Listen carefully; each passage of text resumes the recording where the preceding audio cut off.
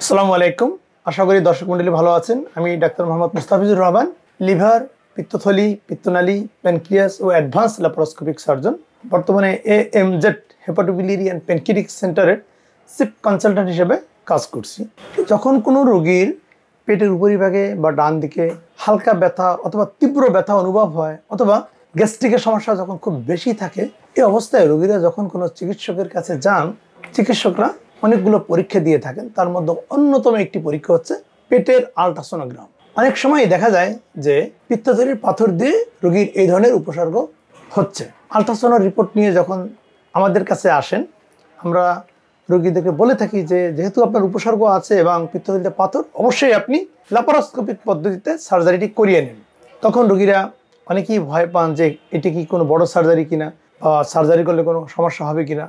এজন্য তারা বিভিন্ন ধরনের বিকল্প চিকিৎসার আশ্রয় নেন বা সহযোগিতা নেন। অনেক রোগী তখন হোমিওপ্যাথিক ঔষধ খান, কবিরাজি ঔষধ খান, আয়ুর্বেদিক ঔষধ খান, অথবা অনেকেই এলোপ্যাথিক, যেমন আরসোডিঅক্সিকোলিক অ্যাসিড নামক এক ধরনের ঔষধ, সেটি সেবন করেন। কিন্তু গবেষণায় দেখা গেছে পিত্তথলিতে পাথর হলে কোনো ধরনের মেডিসিন এযাবৎ আবিষ্কার হয়নি যেটি পিত্তথলির পাথর গলতে সাহায্য করে বা অপসারণ করে। এজন্য আমরা দেখে থাকি অনেক রোগী এরকম পিত্তথলিতে পাথর শনাক্ত হওয়ার পরে বছরের পর বছর বিভিন্ন ধরনের ঔষধ খান। হোমিওপ্যাথিক হতে পারে, এলোপ্যাথিক হতে পারে, আয়ুর্বেদিক হতে পারে। একটা সময় গিয়ে রোগী ফেড আপ হয়ে যান, বিশ্বাস হারিয়ে ফেলেন, অবশেষে সার্জারির আশ্রয় নেন। আবার অনেক সময় পিত্তথলি পাথর দিয়ে রোগীর জটিলতায় চলে যায়, যেমন পিত্তথলিতে ফোড়া হয়, পাথর মাইগ্রেট করে পিত্তনালীতে আটকে এসে জন্ডিস হয়, এবং অনেক রোগীর একুট পেনক্রিয়াটাইটিস নিয়ে যখন জটিলতায় পড়ে তখন সার্জনদের শরণাপন্ন হয়ে সার্জারিটি করিয়ে নেন। আমি বলবো, যদি পিত্তথলিতে পাথর থাকে এবং উপসর্গ থাকে, কোনো বিকল্প চিকিৎসার আশ্রয় না নিয়ে সরাসরি আপনার কোনো একজন বিশ্বস্ত সার্জনের মাধ্যমে, ল্যাপারোস্কোপির মাধ্যমে পিত্তথলির সার্জারিটি করিয়ে নেবেন। আজকে আমি যে রোগীর অপারেশন করেছি, ওনার পিত্তথলিতে পাথর 3 বছর আগে শনাক্ত হয়েছিল। উনি অপারেশনকে একটু ভয় পান, সে কারণে উনি এই 3 বছর ধরে বিকল্প চিকিৎসা অর্থাৎ হোমিওপ্যাথিক চিকিৎসার সহযোগিতা নিয়েছেন। প্রথমে যখন উনি আল্ট্রাসাউন্ড করান তখন দেখা গেছিল ছোট একটা স্টোন 8 মিলিমিটার, কিন্তু এই 3 বছরে সেই পাথরের সাইজ বিগ সাইজে পরিণত হয়েছে, প্রায় 3 সেন্টিমিটার। আমরা একটু ওনার পিত্তথলিটা এখন কেটে আপনাদেরকে দেখাবো।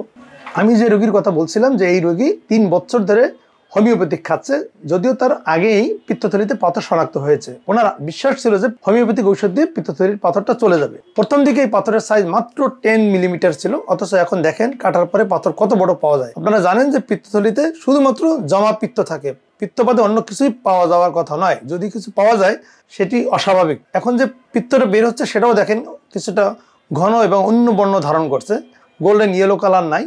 এবং দেখেন যে তার পাথরের সাইজটা কত বড় হয়েছে।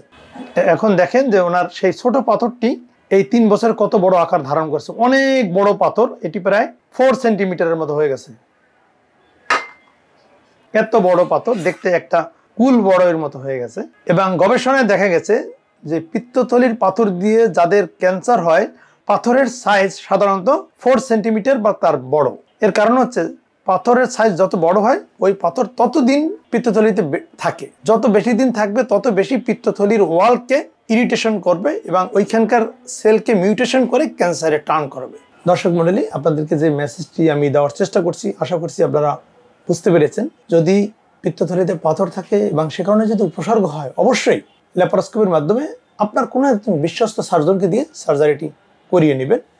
আর এই ধরনের সার্জন বাংলাদেশে অনেক, সুতরাং যে কোনো জায়গা থেকে আপনি সার্জারিটি করিয়ে নেবেন, দেরি করবেন না। দেরি করলে অনেক ধরনের সমস্যা হতে পারে। ভালো থাকুন, আল্লাহ হাফিজ।